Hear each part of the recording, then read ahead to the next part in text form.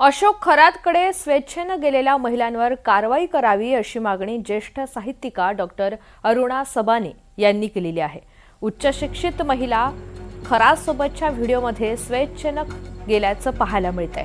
त्यामुळे या महिलांवरती कारवाई व्हावी अशी मागणी अरुणा सबाने यांनी मुख्यमंत्री देवेंद्र फडणवीस यांना पत्र लिहून केलेली आहे।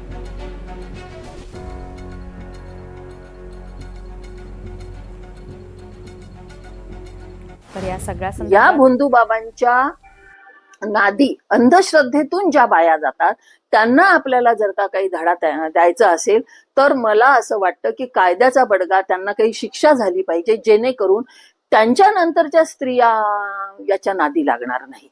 म्हणून मी आपले मुख्यमंत्री साहेब देवेंद्र फडणवीसजी यांना मी पत्र लिहिलं, मेल केला आहे आणि तेच पत्र मी वर्तमानपत्रांना दिलं आणि माझी अशी मागणी आहे की त्यांना कठोर शिक्षा व्हावी